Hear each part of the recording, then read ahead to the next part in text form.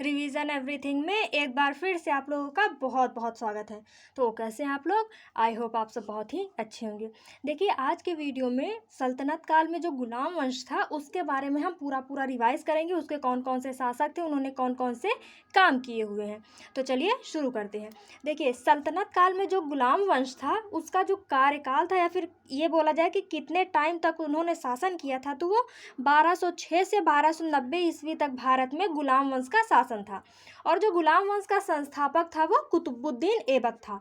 और कुतुबुद्दीन ऐबक का शासनकाल 1206 से 1210 ईस्वी तक था। और चलिए अब कुतुबुद्दीन ऐबक के बारे में हम देखते हैं। ये गौरी का गुलाम था। देखिए, गौरी ने जब भारत पे आक्रमण किया, वो यहाँ से लूटपाट करके चला गया, लेकिन भारत की कमान अपने गुलाम कुतुबुद्दीन ऐबक को दे के चला गया। और उसके बाद से ही कुतुबुद्दीन ऐबक ने हमारे भारत में गुलाम वंश की स्थापना कर दी। देखिए, 1206 ईस्वी में गुलाम वंश की स्थापना हुई और इस समय जो इसकी राजधानी थी वो लाहौर थी। जो कुतुबुद्दीन ऐबक था, इसने 2.5 दिन का झोपड़ा बनवाया है। यानी ये जो 2.5 दिन का झोपड़ा है, ये एक मस्जिद का नाम है। तो इसने 2.5 दिन का झोपड़ा बनवाया है। उसके अलावा कुव्वतुल इस्लाम नामक मस्जिद बनवाई है। और कुतुब मीनार का निर्माण इसी के समय पे शुरू हुआ। हालांकि कुतुब मीनार का निर्माण शुरू हुआ, लेकिन उसके पूरे होने से पहले ही कुतुबुद्दीन ऐबक की मृत्यु हो गई। तो अगर ये पूछा जाए कि जो कुतुब मीनार था ये पूर्ण कब हुआ बनकर, तो वो इल्तुतमिश के टाइम पे हुआ। लेकिन इसके बनने की शुरुआत या फिर बनवाया कौन था, तो कुतुबुद्दीन ऐबक ही इसको बनवाया था। ठीक है। ये लाखों का दान देता था, इसीलिए इसको लाख बख्श बोला जाता था। गरीबों के लिए हमेशा खड़ा रहता था, इसीलिए इसको हातिम बोला जाता था। और इसको पूरा का पूरा कुरान याद था, इसीलिए इसको कुरान खान भी बोला जाता था। इसी के दरबार में मिन्हाज उस सिराज नामक व्यक्ति रहते थे, जिनकी पुस्तक है, मतलब ये एक कवि रचनाकार थे जिनकी पुस्तक तबकात ए नासरी है। ठीक है। और 1210 ईस्वी में कुतुबुद्दीन ऐबक की मृत्यु हो गई चौगान खेलते हुए। ये लाहौर में चौगान खेल रहा था, उसी से ये गिर गया और इसकी मृत्यु हो गई। ठीक है। और इसका जो मकबरा है वो लाहौर में है। तो ये कुतुबुद्दीन ऐबक था। फिर कुतुबुद्दीन ऐबक के बाद अगला शासक आराम शाह बना, जिसने 1210 से 1211 ईस्वी तक शासन किया। ये एक अयोग्य शासन था। हालांकि ये ऐबक का उत्तराधिकारी था, लेकिन अयोग्य शासक था, इसीलिए इसको हटाकर इसका जीजा इल्तुतमिश ने आगे शासन किया। जो इल्तुतमिश था ये शमसी वंश का था। उसके अलावा ये कुतुबुद्दीन ऐबक का भी गुलाम था।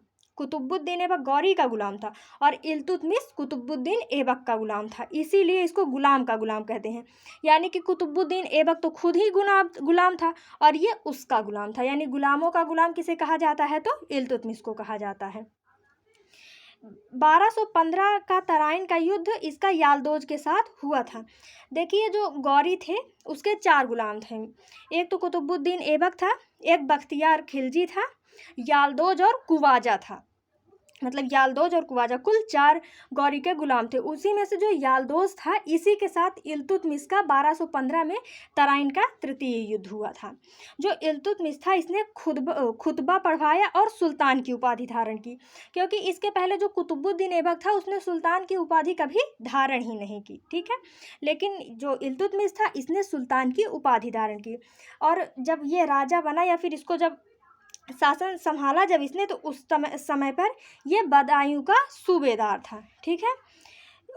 जो ईरान के खलीफा हुआ करते थे उस समय तक, तो वहाँ पे ईरान के खलीफा मुंतसिर बिल्हा से इसने खिलौत हासिल किया। खिलौत उस टाइम पे समझ लीजिए डिग्री हुआ करती थी, जिसको लेने के बाद आप लीगली राजा बन जाते थे। ठीक है। और जो इल्तुतमिश था, इसने चांदी का टंका तथा तांबे का जीतल प्रारंभ किया। तो इसको ध्यान रखिएगा, पूछा जाता है कि टंका और जीतल किसने शुरू किया, तो इल्तुतमिश ने शुरू किया। फिर आगे है कि भारत में गुंबद तथा मकबरा निर्माण का जनक जो है वो इल्तुतमिश को ही माना जाता है। ठीक है। अब आगे है कि इसने वेतन के बदले भूमि व्यवस्था शुरू की। देखिए, ये अपने जो सैनिक हुआ करते थे या फिर मंत्री हुआ करते थे, उनको वेतन नहीं देता था, बल्कि वेतन के बदले भूमि देता था। और इस व्यवस्था को इक्ता व्यवस्था कहा गया। और इक्ता लेने वाला जो व्यक्ति होता था उसको इक्तादार कहा जाता था। इल्तुतमिश ने तुर्काए चहलगाम या चालीसा दल का निर्माण किया। एक हिसाब से इसको एक सलाहकार मान लीजिए। जो चालीसा दल था वो एक सलाहकार था जो राजा की हेल्प करता था, किसी भी मामले में सलाह देता था। ठीक है, इतना सब होने के बाद 1236 ईस्वी में इल्तुतमिश की मृत्यु हो गई। और इल्तुतमिश जब जीवित था तो उसी टाइम पे उसने रजिया को अपना उत्तराधिकारी घोषित कर दिया था। अब आगे देखते हैं। देखिए, भले ही उसने रजिया सुल्तान को अपना उत्तराधिकारी घोषित कर दिया था, लेकिन रजिया के महिला होने के कारण लोगों ने उसका विरोध किया और उसके भाई रुकनुद्दीन को ही अगला शासक बनाया। लेकिन वो एक अयोग्य शासक था, इसीलिए रजिया ने उसको हटाकर अगला जो शासिका बनी वो रजिया थी। रजिया ने 1236 ईस्वी से 1240 ईस्वी तक शासन किया, यानी कुल 4 साल। जो रजिया सुल्तान थी ये पहली मुस्लिम महिला शासिका थी पूरे सल्तनत काल में, या फिर उस टाइम पे पूरे भारत में पहली मुस्लिम महिला शासिका जो थी वो रजिया सुल्तान थी। देखिए, आज भी मुस्लिम धर्म में पर्दा प्रथा चलती है आज के टाइम पे भी, लेकिन उस टाइम पे रजिया सुल्तान ने पर्दा प्रथा का त्याग करके खुले मुंह से दरबार में आती थी। पुरुषों की तरह चोगा और कुल्हा ये धारण करती थी। इसी के कारण जो चालीसा दल थे वो इसका विरोध करते थे।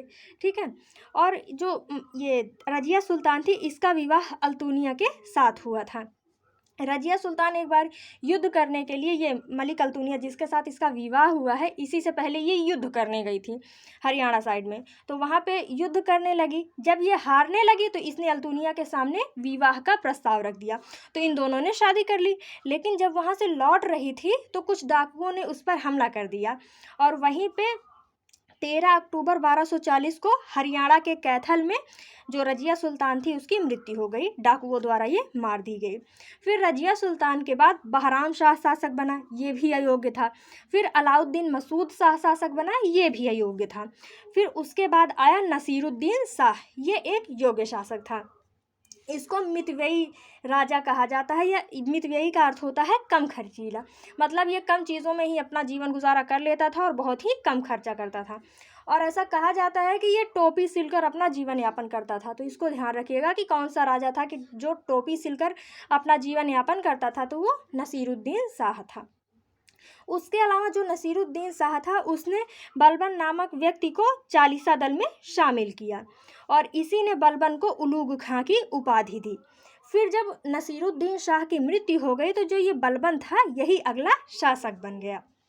ठीक है, फिर अब बलबन का शासनकाल देख लेते हैं। देखिए, बलबन जो था ये ईरान का रहने वाला था। बलबन ने सजदा एवं पैबोस की नीति शुरू की। सजदा एवं पैबोस क्या है? सजदा यानी किसी के सामने सिर झुकाना, पैबोस यानी उसका पैर चूमना। तो फिर सजदा एवं पैबोस किसने शुरू किया? तो बलबन ने शुरू किया। उसके अलावा इसने नवरोज त्यौहार शुरू किया। नवरोज ईरान में बहुत ही फेमस त्यौहार हुआ करता था, तो उस टाइम पे इसने भारत में भी नवरोज त्यौहार मनाना शुरू किया। उसके अलावा बलबन ने राजत्व का सिद्धांत दिया, रक्त एवं लौह की नीति अपनाई। तो इन सबको याद रखिएगा कि राजत्व का सिद्धांत, रक्त एवं लौह की नीति, नवरोज त्यौहार, सजदा एवं पैबोस, ये सभी एग्जाम में पूछे जाते हैं, तो इन सबको ध्यान रखिएगा। उसके अलावा बलबन ने एक और काम किया, चालीसा दल को ही समाप्त कर दिया। इल्तुतमिश ने जिस चालीसा दल को बनाया था, बलबन ने उसी चालीसा दल को समाप्त कर दिया। ठीक है, बलबन ने उत्तर प्रदेश के गढ़मुक्तेश्वर में एक मस्जिद का भी निर्माण करवाया। बलबन के दरबार में अमीर खुसरो और अमीर हसन नामक व्यक्ति रहा करते थे, या फिर रचनाकार बोल लीजिए, कवि बोल लीजिए, वो या फिर विद्वान बोल लीजिए, वो रहा करते थे। कौन कौन? अमीर खुसरो और अमीर हसन। उसके अलावा बलबन का मकबरा जो है वो शुद्ध इस्लामी पद्धति से निर्मित है।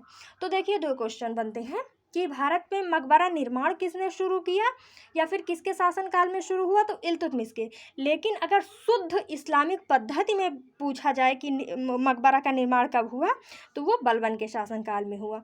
बलबन के बाद आया कैकुबार और कैकुबार के बाद आया क्यूमर्स। यहाँ पे कैकुबार भी लिख देते हैं।